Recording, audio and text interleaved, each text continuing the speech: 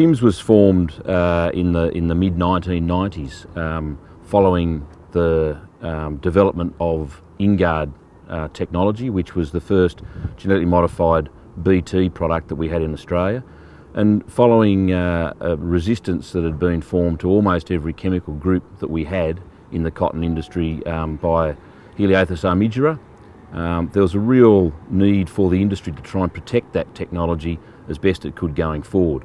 So the TIMS group was set up to try and enable research and to try and ensure that a proactive resistance management strategy was put in place to help protect that technology going forward. And that group has remained very active and is very unique in the Australian cotton industry, and has been so now, particularly since Bollgard, which was the second product that took over from InGuard some 8 years ago, has needed to have this proactive and preemptive resistance management continued on. The group is represented by a number of many different groups involved in the cotton industry, including 8 growers that are regionally represented or nominated from local cotton grower associations. We also have 4 cotton consultant association representatives on that body, and we also have active membership or participation from all of the cotton related agency groups. So that's really good. How then is the battle against resistance going? I mean, are you feeling optimistic? Yeah, look, I am, but I guess I should quantify that to some degree. We've been able to withstand resistance or hold off resistance now for over 15 years, approaching 17 years that we've had this technology in Australia. We continue to monitor annually. Monsanto play a part in monitoring as well. They also put research dollars into trying to ensure that we are keeping resistance at bay. But I guess there are a few signals, there are a few little signposts that are starting to be concerning in relation to both Helianthus armigera and punctigera, which is a little bit surprising currently. And so, you know, we need to sort of really stay focused, and we have some period of time to go before we have a new technology that will come along. So a third product that may help protect the industry for longer is another sort of 4 to 5 years away still. How much is the industry investing annually in R&D, in the total TIMS R&D effort? Oh, look, I'm not 100% sure, Mike, of the total investment from a broad range of groups, but I will nominate that, you know, there's the Cotton Research Development Corporation. It is the largest component of their annual research spend. Okay. The Monsanto spend the great majority of their research dollars in Australia on resistance management, and we have groups like Cottonseed Distributors, who also, and CSIRO. So there's a large number of groups that focus slightly differently in terms of their research. I couldn't tell you the total spend, but it's very, very large.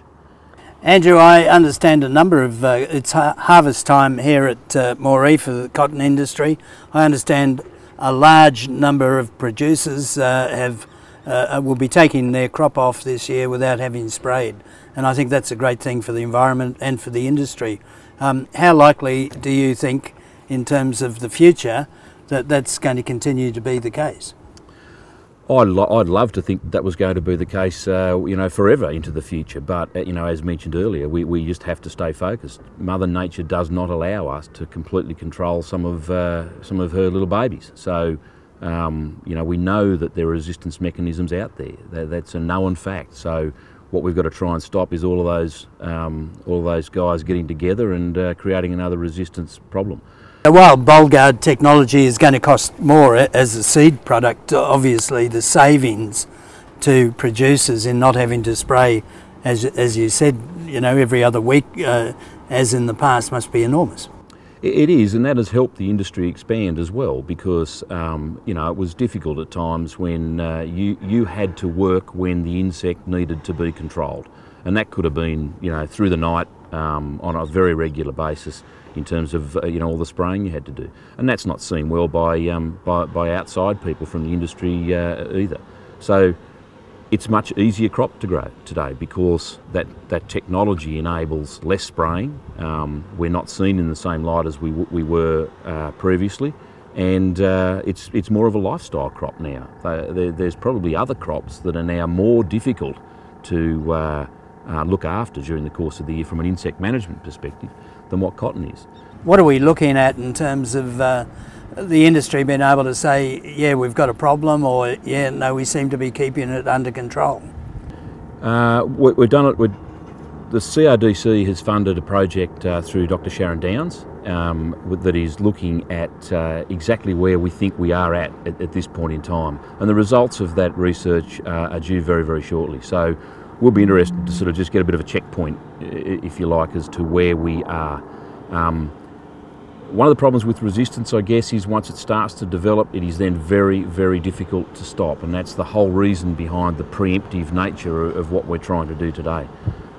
If we do start to look as if there is an issue developing, the industry has developed up a contingency plan, and that is almost at a point of ratification and agreement. We will have to start to use some of that contingency if the outcomes of this research show that we are starting to develop resistance. As far as timeline goes, Monsanto have a new product, Bollgard 3, will be coming forward, and they have started the breeding program to bring that product to market. It is hopeful that arrives in the season 2015-16, but those who have been around for a few years now would remember and understand the difficulties that we had when we had to transition from Bollgard 1 into Bollgard 2, and how difficult that was with the varieties that weren't available in the Bollgard 2 product when we had to make a very quick change in the industry. We're hopeful that this time around, when we transition, we don't have resistance at a point where we have to transition quickly.